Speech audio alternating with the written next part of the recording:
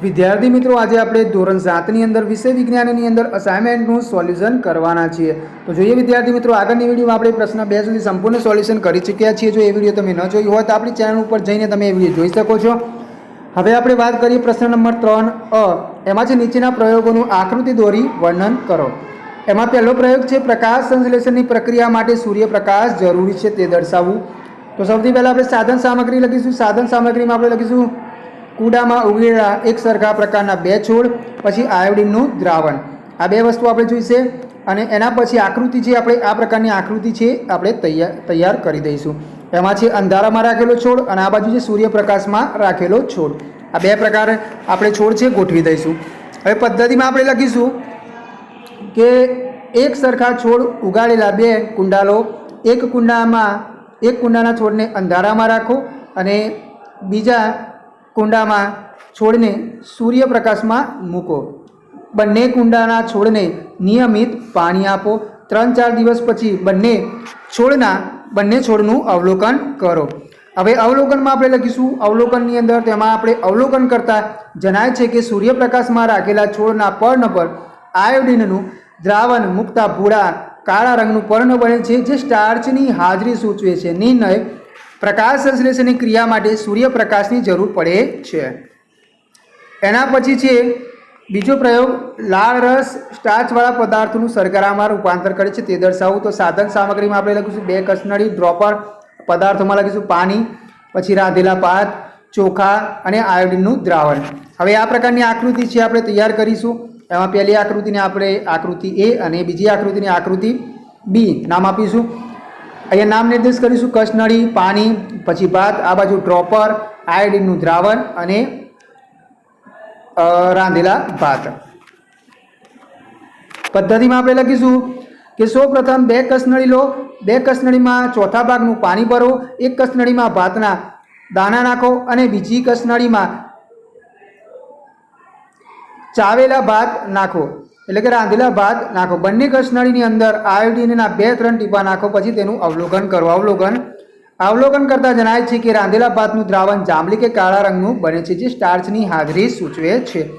નિર્ણય: લાળ રસ સ્ટાર્ચવાળા પદાર્થોનું શર્કરામાં રૂપાંતર કરે છે.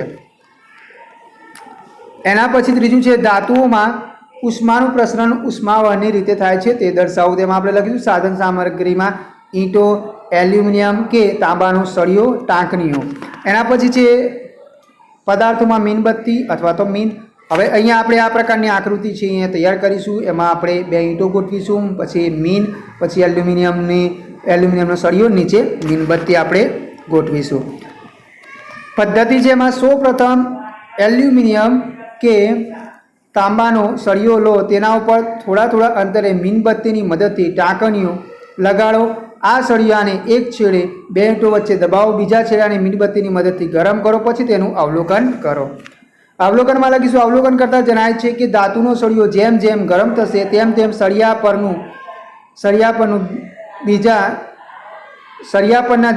પરની જે ટાંકણીઓ છે એ ટપોટપ નીચે પડશે. બરાબર વિદ્યાર્થી મિત્રો, અહીંયા લખવામાં ભૂલ થઈ ગઈ છે તો ધ્યાન આપજો. સળિયા પરની જે ટાંકણીઓ છે એ ટપોટપ નીચે પડશે એવું આવશે. નિર્ણયમાં આવશે કે આ ઉપરથી સાબિત થાય છે કે ધાતુઓ ઉષ્માવહનની રીતે ઉષ્માનું પ્રસરણ કરે છે, અથવા તો કે આ પરથી સાબિત થાય છે કે ધાતુઓમાં ઉષ્માવહનની રીતે ઉષ્માનું પ્રસરણ થાય છે. અહીંયા પણ લખવાનું થોડું ભૂલ છે તો ધ્યાન આપજો. ઉષ્માનું પ્રસરણ થાય છે એમ લખીશું, પ્રસાર થાય છે એની જગ્યાએ પ્રસરણ થાય છે એવું લખીશું. એના પછી ચોથો નંબરનો પ્રશ્ન છે, એમાં છે પ્રવાહી પદાર્થોમાં ઉષ્માનું પ્રસરણ ઉષ્માનયનની રીતે થાય છે તે દર્શાવવું. તેમાં આવશે ગોળાકાર ચંબુ, પાણી, પોટેશિયમ પરમેગ્નેટ, પછી છે તારની જાળી, ત્રિપાઈ અને બર્નર. બરાબર, આટલી વસ્તુઓ આપણે આ રીતે આકૃતિ છે આપણે તૈયાર કરી દઈશું. હવે પદ્ધતિની અંદર અહીંયા સાધન સામગ્રી રહી ગઈ છે. સાધન સામગ્રી આપણે લખીશું ગોળાકાર ચંબુ, તારની જાળી, ત્રિપાઈ, પછી બર્નર અને સ્ટ્રો. પદાર્થોમાં પાણી અને પોટેશિયમ. પદ્ધતિમાં લખીશું સૌપ્રથમ ગોળાકાર તળિયાવાળો કાચનો ચંબુ લો, તેની અંદર 2/3 ભાગનું પાણી ભરો, તે ચંબુને ત્રિપાઈ ઉપરની તારની જાળીમાં ગોઠવીને મૂકો. બન્સન બર્નરની મદદથી ચંબુને ગરમ કરો. ચંબુની અંદર સ્ટ્રોની મદદથી પોટેશિયમ પરમેગ્નેટ નાખો, પછી ચંબુનું અવલોકન કરો. હવે અવલોકનમાં આપણે જોઈએ તો અવલોકન કરતા જણાય છે કે ગરમ પાણી જાંબલી રંગનું થઈ જાય છે. જાંબલી કણો ચંબુના ઉપરના ભાગે આવે છે અને ઠંડા કણો નીચે જાય છે. થોડીવાર પછી ચંબુનું વધુ પાણી જાંબલી રંગનું જોવા મળે છે. આમ ગરમ થયેલા કણો ઉપર ઠંડા કણો ઉપર અને ઠંડા કણો નીચે એમ પ્રક્રિયા ચાલુ રહે છે. નિર્ણયમાં આવશે કે પાણી ઉષ્માનયની રીતે ગરમ થાય છે. પાણી ઉષ્માનયની રીતે ગરમ થાય છે એમાં આવશે અહીંયા પાણીમાં લખ્યું છે ભૂલમાં. તો વિદ્યાર્થી મિત્રો આ જે વસ્તુ છે બાળકોએ લખેલી છે એટલે વિદ્યાર્થી મિત્રો લખાણમાં ભૂલ થાય છે, પરંતુ અહીંયા હું જે બોલું છું એ પ્રમાણે આપણે લખવાનું રહેશે કે પાણી ઉષ્માનયની રીતે ગરમ થાય છે, એ સાબિત થાય છે. ચોથું છે કાળા રંગની સપાટી સફેદ રંગની સપાટી કરતાં ઉષ્માનું શોષણ વધુ પ્રમાણમાં કરે છે તે દર્શાવવું. તો સાધન સામગ્રીમાં આપણે લખીશું 2 પતરાના ડબ્બા, 2 પતરાના ડબ્બા. અહીંયા પતરા લખ્યું છે એની જગ્યાએ આવશે પતરાના ડબ્બા. કાળો રંગ, સફેદ રંગ. પછી છે પદાર્થોમાં આપણે આવશે પાણી.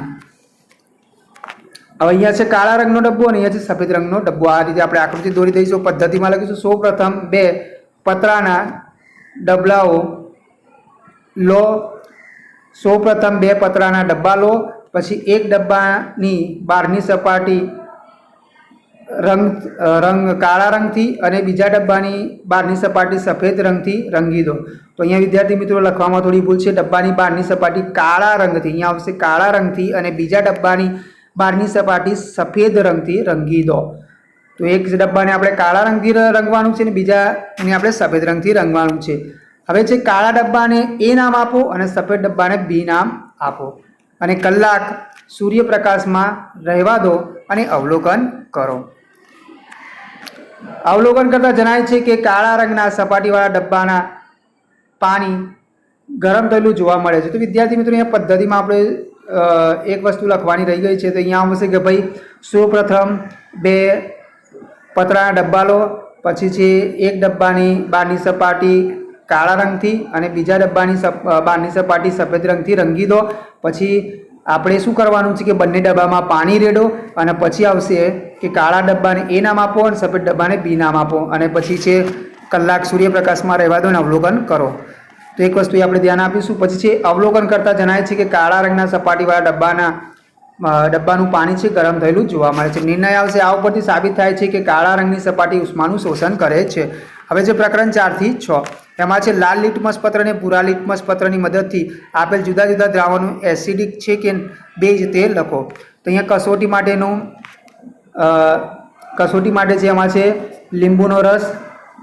એમાં લાલ લિટમસ પત્ર પર અસર થતી નથી, ભૂરો લિટમસ પત્ર લાલ બને છે. તો અહીંયા વિદ્યાર્થી મિત્રો આપણે ખાલી એક વસ્તુ ધ્યાન લેવાની છે કે ખાટા પદાર્થો હોય તો એ શું કરશે ભાઈ ભૂરા લિટમસ પત્રને લાલ બનાવશે, એટલું યાદ રાખજો.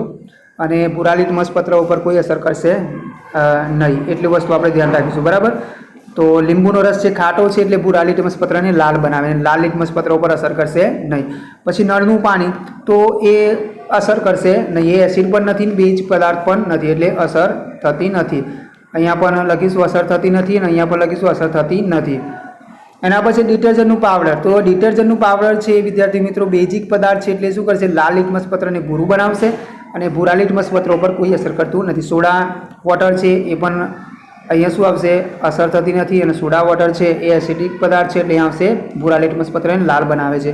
સાબુનું દ્રાવણ છે બેઝિક પદાર્થ છે એટલે લાલ લિટમસ પત્રને ભૂરું બનાવે છે અને ભૂરા લિટમસ પત્ર પર અસર કરતા નથી. શેમ્પૂ છે અસર થતી નથી, અહીંયા લાલ બનાવે છે. મીઠાનું દ્રાવણ છે એ અસર થતી નથી, અહીંયા પણ અસર થતી નથી કારણ કે મીઠું છે એક ક્ષાર છે એટલે અસર થતી નથી. ખાંડનું દ્રાવણ છે એમાં એ પણ વિદ્યાર્થી મિત્રો એ તટસ્થ પદાર્થ છે એટલે અસર થતી નથી. વિનેગર છે એમાં પણ અહીંયા આવશે લાલ લિટમસ પત્ર પર અસર થતી નથી અને જ્યારે ભૂરું લિટમસ પત્ર છે એને લાલ બનાવે છે. જ્યારે બેકિંગ સોડા છે એમાં ભૂરું બને છે લાલ લિટમસ પત્ર પર અસર થતી નથી. વોશિંગ સોડાનું દ્રાવણ છે એમાં લાલ લિટમસ પત્ર ભૂરું બને છે અને અહીંયા અસર થતી નથી. ચૂનાનું નીતરું પાણી એમાં ભૂરું બને છે અને અહીંયા અસર થતી નથી. એના પછી છે ચોથો પ્રશ્ન, એસિડ અને બેઝની લિટમસ પત્ર હળદર પત્ર અને જાસૂદના ફૂલના દ્રાવણ પર થતી અસરો જણાવવાની છે. તો અહીંયા આપણે સાધન સામગ્રીમાં લખીશું 5 કસનળી હળદર પત્ર, પછી લાલ ભૂરા લિટમસ પત્ર. પદાર્થોમાં આપણે એસિડ, બેઝ, જાસૂદના ફૂલ સૂચક તરીકે આપણે લેવાના છે. પદાર્થોમાં અહીંયા પદ્ધતિમાં આપણે લખીશું સૌપ્રથમ 5 કસનળી લો. અહીંયા વિદ્યાર્થી મિત્રો પદાર્થો લખે છે, જગ્યા આવશે પદ્ધતિ આવશે. તો ધ્યાન આપજો, અહીંયા ભૂલમાં પદાર્થો લખ્યા છે, બાળકોએ લખેલું છે એટલે ધ્યાન આપજો, પદ્ધતિ આવશે. તો આપણે લખ્યું સૌપ્રથમ 5 કસનળી લો, દરેક કસનળીમાં એસિડ અને બેઝ અલગ અલગ ભરો, હળદર પત્ર, લિટમસ પત્ર અને જાસૂદ પત્રના ફૂલ વડે પ્રયોગ કરો અને અવલોકન કરો. હવે અવલોકન કરતાં અહીંયા આપણને જોવા મળે છે વિદ્યાર્થી મિત્રો, તો શું જોવા મળે છે? એસિડ બેઝનું નામ છે તો મંદ હાઇડ્રોક્લોરિક, અહીંયા ભૂરું લિટમસ પત્ર, તો અહીંયા ભૂરું લિટમસ પત્ર છે, એ ભૂરું લિટમસ પત્ર છે એને લાલ બનાવે છે. અહીંયા વિદ્યાર્થી મિત્રો ભૂરું અને લાલ, પછી હળદર પત્ર છે, પછી અહીંયા દ્રાવણ છે મેજેન્ટા, પછી મંદ સલ્ફ્યુરિક એસિડ, એમાં ભૂરું લાલ બને છે. અને અહીંયા આવશે હળદર પત્ર પર અસર તો ના, અને જાસૂદનો રંગ છે એ લીલો બને છે. જ્યારે મંદ સોડિયમ હાઇડ્રોજન છે એમાં ભૂરું અને લાલ લિટમસ પત્રમાં લાલ અને ભૂરું બને છે. જ્યારે અહીંયા હળદર પત્ર લાલ બને છે અને જાસૂદનો જે પત્રક છે એ લીલો રંગનો બને છે. એમોનિયમ હાઇડ્રોક્સાઇડ લાલ અને ભૂરું બને છે, અહીંયા હળદર પત્ર લાલ બને છે અને અહીંયા જાસૂદ પત્ર છે એ લીલો બને છે.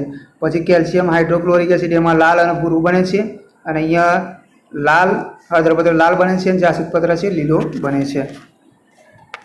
પછી નિર્ણય આવશે કે એસિડ છે તે ભૂરા લિટમસ પત્રને લાલ બનાવે છે અને હળદર પત્ર પર અસર કરતા નથી.